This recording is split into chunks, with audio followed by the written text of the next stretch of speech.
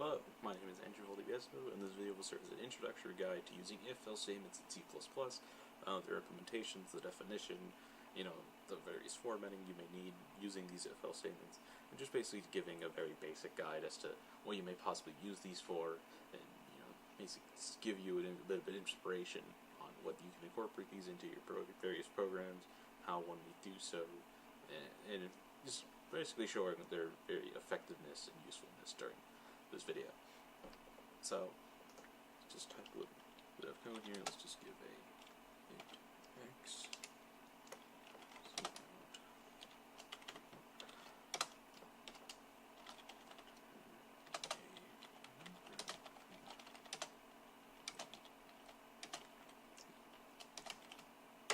Right. Let's see.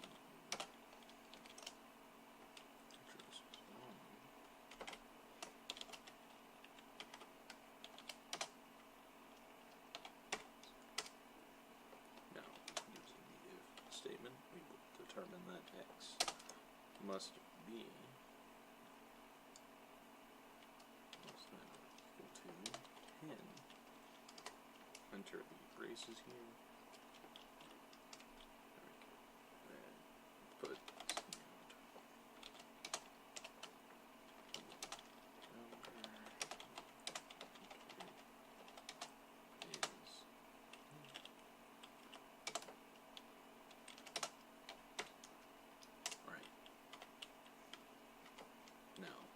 else statement.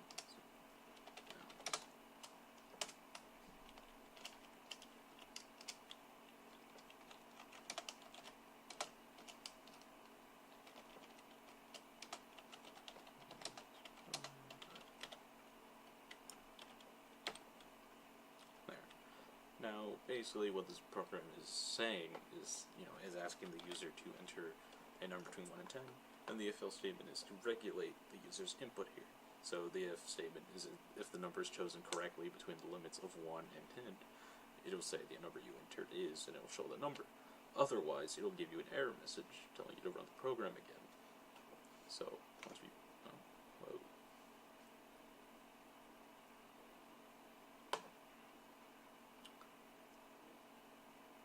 Let's see, I guess I went backwards, didn't I?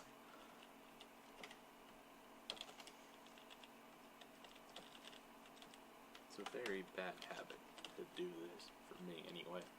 I always tend to get these mixed up. They're not a good thing.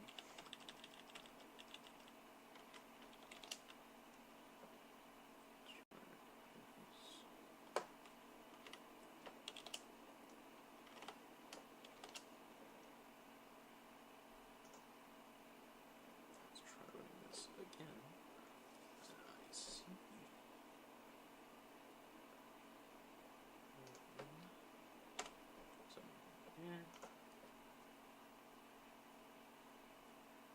And there we go. So it asks enter a number between 1 and 10. Just put 5. Number you entered is 5. Very basic. Running it again. So there's load times here. Let's put a different number. Say, I don't know. Let's put 96, for example. It will tell you error. Let's try again. That's the very basic gist of it. Making sure it regulates. It can either regulate a user's input or give a decision for the user to decide whether or not they want to go with one thing or another, or basically just making sure they don't do something unintentional that the program may not understand, causing a bug entering your program. And that's the very basic use for these. Something to notice here is after the if parentheses showing the limits here. There is no semicolon similar to the main function. The reason for this is just it's a function. If you put a semicolon, it will give you an error. And the else statement will not work without the if statement. Running it again without the semicolon causes it to work. Similar to the main function. If you were to put a semicolon here, it'll do the same error. So yeah. Another thing, one thing I want to really point out here is the braces and the formatting while doing these. notice how the function here has the braces surrounded the whole statements that you entered, and how each if statement has its own braces, and you tab it, you push tab here to give its own little command during that function. And the reason for this is just basic formatting.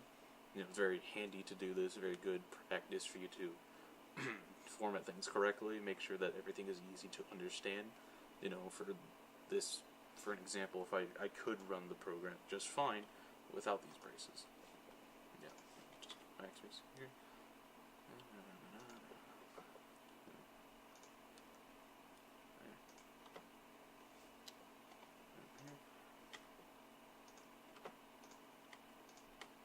It'll run just perfectly fine. Ask the same question. Everything works just perfectly fine. Yeah. And, it's very good practice to have those braces in there and make sure it's very easy to understand.